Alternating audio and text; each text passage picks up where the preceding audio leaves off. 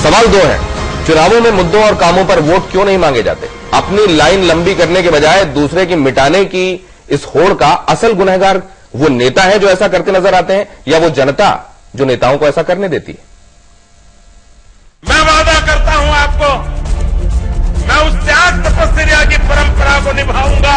हम रोजगार का अधिकार की बात करते हैं, अपने आप को भ्रष्टाचार के खिलाफ लड़ाई लड़ने का अधिकार दिया आरटीआई आपको देकर।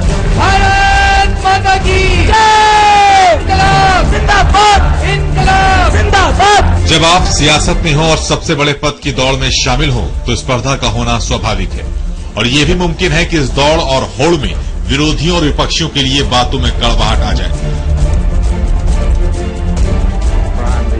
ये बातें दुनिया के तमाम मुल्कों में, यहाँ तक कि लोकतंत्र और संसदीय प्रणाली के लिए पहचाने जाने वाले अमेरिका और ब्रिटेन में भी देखने को मिलती है। लेकिन वहाँ विरोधियों पर प्रहार और उनकी आलोचना के पीछे मकसद सिर्फ विपक्ष को नीचा दिखाने और सस्ती लोकप्रियता हासिल करने की नहीं होती, बल्कि दूसरे की आलोचना के साथ अपने बेहतर वैकल्पिक योजनाओं का ब्यौरा होता है। बातों में इस बात की तफ्तीश से जिक्र होता है कि विरोधी दल के मुकाबले हमारे पास जन कल्याण की कौन सी बेहतर योजनाएं हैं, इन योजनाओं का ब्लूप्रिंट क्या है, योजनाओं के लिए रकम कहां से आएगी, योजनाएं अमल में कैसे और कब तक आएंगी।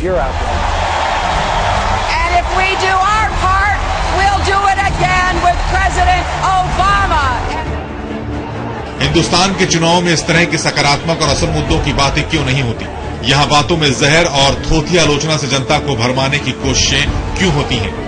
क्या इसके लिए हमारे नेता और सियासत का उनका मिजाज जिम्मेदार है, या फिर असल में नेताओं के इस रवैये के लिए हमारे मतदाता ही जिम्मेदार हैं, जो हम ऐसे बेवजह भड़काऊ और बेमतलब के जहर उगलते बयानों और भाषणों पर ताली पीटते हैं?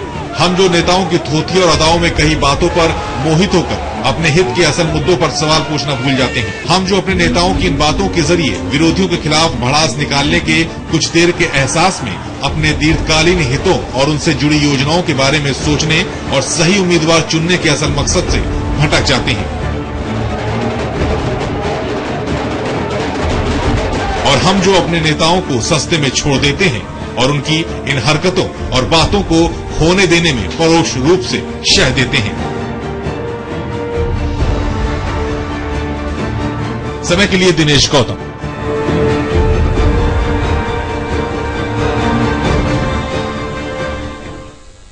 क्या हम नेताओं को सस्ते में छोड़ देते हैं? इसके लिए ज्यादा जिम्मेदार कौन है इस स्थिति के लिए, नेता या जनता? स्मिता, आप क्या कहती हैं? अपने मीडिया को क्यों छोड़ दिया इसमें? चलिए तीसरा एंगल भी लेकर आ गए सर। नहीं, देखिए, जनता को कसूरवार तो मैं बिल्कुल नहीं ठहराना चाहता, ये तो जिम्मेदारी तो नेताओं की ही है। सर देखिए, एक चीज है कि हमारी जो सोसाइटी है, जो हम कंपेयर कर रहे हैं यूएस और उससे, हम अंडर डेवलप्ड हैं। हमारे शिक्षा का जो लेवल है या स्वास्थ्य का जो लेवल है, ये आप बात कर रहे हैं कि मल्टीप्लेक्स का सिनेमा हो जो यहाँ चले, मेट्रोज में चले, या गांव और शहरों में जो सिनेमा चलता है वो सिनेमा कैसा हो, तो वो चीज को भी उसको भी ध्यान में रखना होगा। डिस्कोर्स 120। आपको क्या लगता है कि इस सारी स्थिति के लिए कौन ज्यादा जिम्मेदार है, नेता, पार्टियां, जनता, मीडिया? नहीं अलका जी, मुझे तो लगता है कि नेताओं की जिम्मेदारी सबसे ज्यादा बनती है।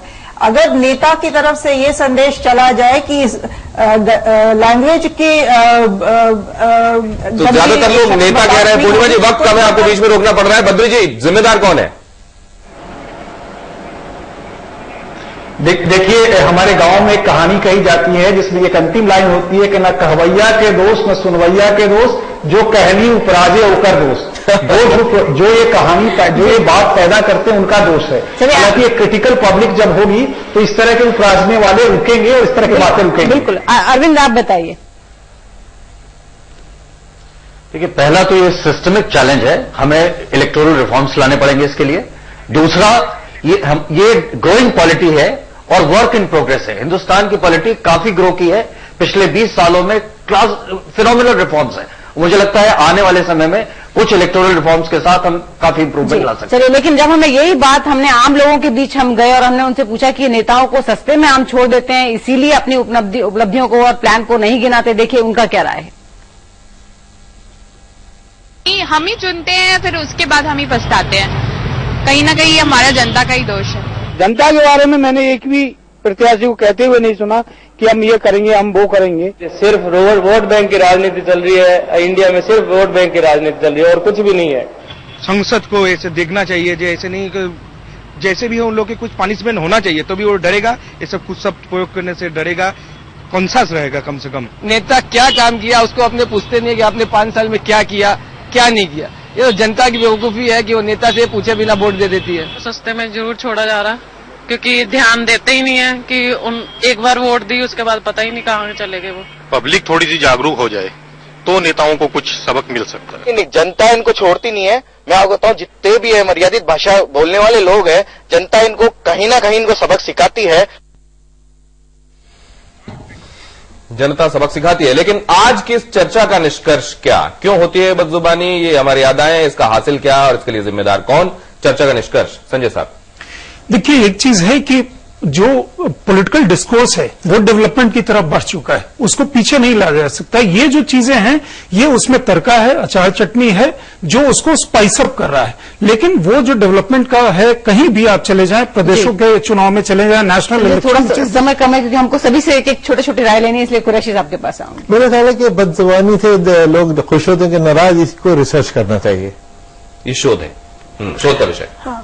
मुझे लगता है कि जो वोटर्स जब वोट डालने जाते हैं बहुत कॉम्प्लेक्स होता है, बहुत सारे फैक्टर्स होते हैं, मगर मुझे लगता है कि हजारों में पॉलिटिशियंस हैं, वो 10, 15, 20, 100 जो इस तरीके की बात करते हैं, उनको हम टीवी पे दिखाकर ऐसा लगता है कि पूरा पॉलिटिकल क्लास। पूर्णिमा जी, आपके हिसाब से क्या निष्कर्ष है आज का, बदजुबानी कैसे बंद हो?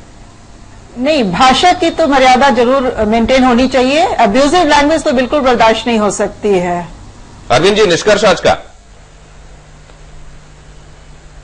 देखिए, हम एक इमर्जिंग इकोनॉमी है और इमर्जिंग पॉलिटी है। हमारी पॉलिटी वर्क इन प्रोग्रेस है, हम सही दिशा में बढ़ रहे हैं। मुझे लगता है कि आने वाले समय में विकास के साथ ये सब चीजें धीरे धीरे सेटल होंगी। निश्चित तौर पर इलेक्टोरल रिफॉर्म्स का रोल है इसमें। जी बद्री जी, आपका क्या कहना है, ये तो विशफुल थिंकिंग है या सचमुच ऐसा होगा? नहीं, जरूर होगा, लेकिन इसमें अपने को भी नियंत्रित करना पड़ेगा और जनता को भी क्रिटिकल पब्लिक के रूप में इमर्ज करना पड़ेगा और शब्द की पवित्रता का ध्यान रखना पड़ेगा। और जब निष्कर्ष होगा वो ये होगा कि लड़ो मगर प्यार से। लड़ो मगर प्यार से, ह्यूमर होना चाहिए, वरना सब कुछ फीका फीका ब्लैक एंड व्हाइट फिल्म जैसा लगने लगेगा। लेकिन कहा यह भी जा रहा है कि आत्मनियंत्रण में ही इसके हल की कुंजी छिपी हुई है। लेकिन क्या ये आदर्श परिकल्पना है या व्यवहार में भी लाई जा सकती है? बिल्कुल। और ये जो सबसे मुझे जो बात लगी वो कि कुरैशी साहब कह रहे हैं रिसर्च होनी चाहिए, क्योंकि नेताओं को अगर ये पता चल जाए कि ताली तो मिल रही है, वोट नहीं मिल रहे, तो भी शायद ये बंद हो जाएगा। तो आज ह्यूमर में एक बात कहना चाहूंगा। अभी कुछ देर पहले निर्मला अब्दुल्ला जी के प्रोग्राम में थी, उन्होंने कहा कि उन्होंने 2 किताबें लिखी, ह्यूमर इन पार्लियामेंट। कहाँ गए वो ह्यूमर के? अब बिल्कुल खत्म हो गया, ह्यूमर खत्म होता जा रहा है, बदजुबानी उसकी जगह लेती जा रही है। और उम्मीद ये करें कि आने वाले दिनों में ये ट्रेंड बदलता हुआ नजर आएगा। निष्कर्ष में आज के लिए इतना ही। सभी मेहमानों का बहुत धन्यवाद। एक छोटे से ब्रेक के बाद ताजा खबरें।